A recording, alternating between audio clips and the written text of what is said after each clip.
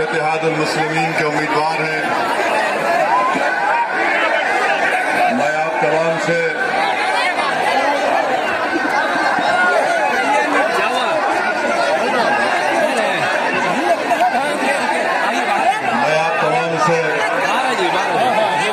ये गुजारिश करने आया हूँ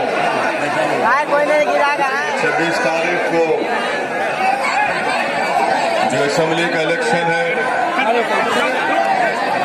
उसमें आप मजलिस इत्तेहादुल मुस्लिमीन के उम्मीदवार जिनका इंतखाबी निशान पतंग है उसके हक में अपना वोट देकर आसनसोल से अपनी पार्टी को अपने इत्तेहाद को कामयाब करिए। मेरे अजीज दोस्तों और बुजुर्गों, मजलिस इत्तेहादुल मुस्लिमीन मगरबी बंगाल के इस असेंबली इलेक्शन में पहली मरतबा इंतखाबात में हिस्सा ले रही है।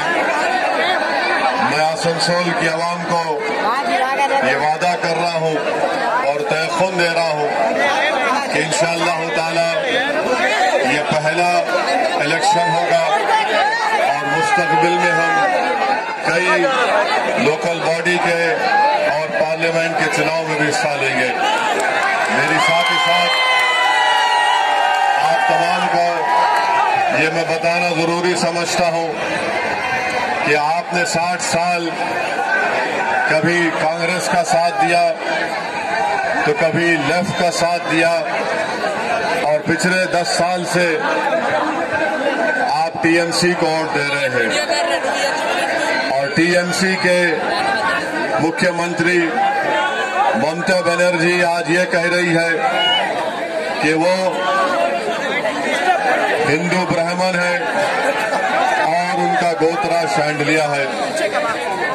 मैं आपको ये बताना जरूरी समझता हूं कि यही ममता बनर्जी ने, आपको याद होगा कि जब नंदीग्राम हुआ था और नंदीग्राम में अगर कोई मुस्लिम एमपी दिल्ली से आया था तो मेरे साथ अब्दुल वहाब साहब आए थे। उस वक्त ममता बनर्जी को ये याद नहीं आया कि मजलिस इत्तेहादुल मुस्लिमीन का ये रुकने पार्लिमान बीजेपी का बी टीम है। आज ममता बनर्जी ये नहीं बता सकती कि आसनसोल में कितने नौजवानों को उन्होंने 10 साल में नौकरी दी। ममता बनर्जी ने गरीब नौजवानों को रोजगार नहीं दिया। ममता बनर्जी के दौर में आज आप देखते हैं कि इलेक्शन लड़ रही है ममता बनर्जी, मगर अपने इलेक्शन मैनिफेस्टो में ममता बनर्जी ने कहीं पर भी लफ्ज मुसलमान का जिक्र नहीं किया।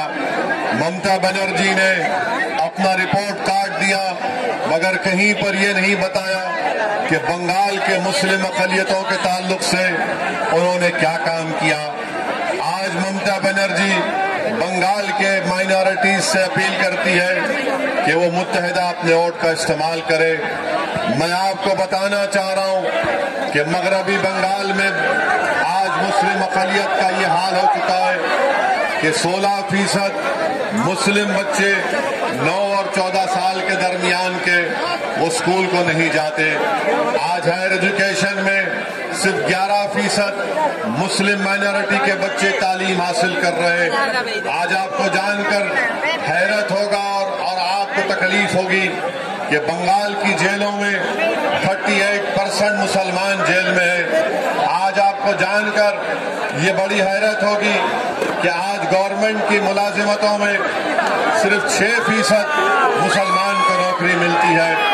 मेरे अजीज दोस्तों और बुजुर्गों, आज बेरोजगारी और गरीबी हमारा मुकद्दर बनाकर रख दिया गया।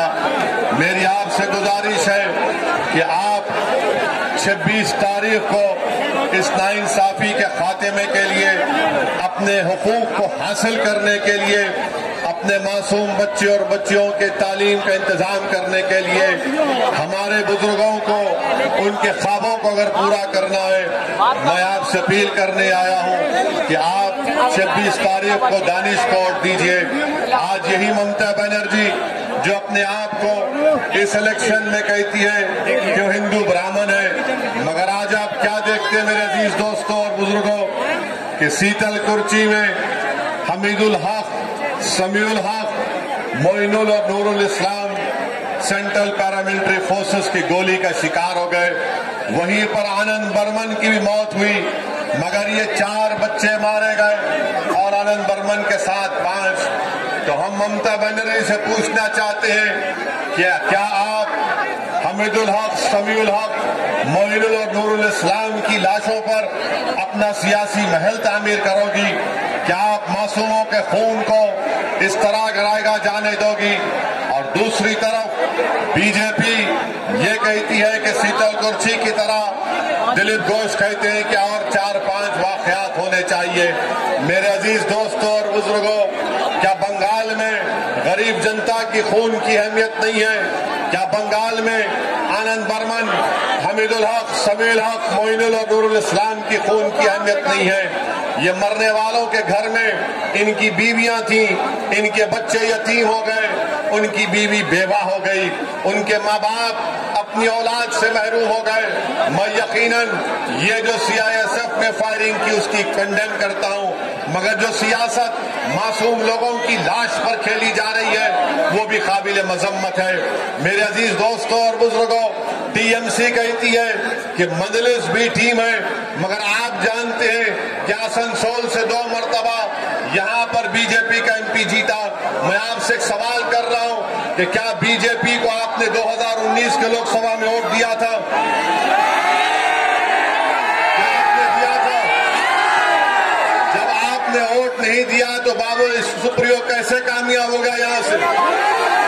किसने वोट दिया बीजेपी को? फिर 2 मरतबा एमपी बन गया बीजेपी का आसनसोल से। और जादवपुर यूनिवर्सिटी का एक गोल्ड मेडलिस्ट बच्चा जब CAA के कानून को फाड़ता है तो यही यहाँ का बीजेपी का एमपी कहता है कि मैं तुझे मुल्क से निकाल दूंगा। मैं बीजेपी वालों को बता रहा हूँ कि आप हमको डरा नहीं सकते। मैंने पार्लियामेंट में बीजेपी के 300 एमपी की आंखों में आंखें डालकर नरेंद्र मोदी की सरकार के सामने CAA के कानून को फाड़ दिया था। मैं आपसे गुजारिश करने आया हूं कि आप मुत्तहदा तौर पर अपने वोट का इस्तेमाल करिए। आपको डरने और घबराने की जरूरत नहीं है। मैं पहली मर्तबा आसनसोल को आया हूं। इंशाअल्लाह ताला अल्लाह ने मेरी जिंदगी बाकी रखी तो बार बार आपके दरमियान में आऊंगा और आपसे अपील कर रहा हूं कि डरने और घबराने की जरूरत नहीं है। टीएमसी के गुंडों ने दानिश को मारा, मगर याद रखो एक दिन तुम्हारे जुल्म का खात्मा होगा, तुम्हारा ये जुल्म खत्म होगा, तुम्हारी ये गुंडागर्दी खत्म होगी। और अगर तुम ये समझ रहे हो कि मजलिस इत्तेहादुल मुस्लिमीन के जिम्मेदारों पर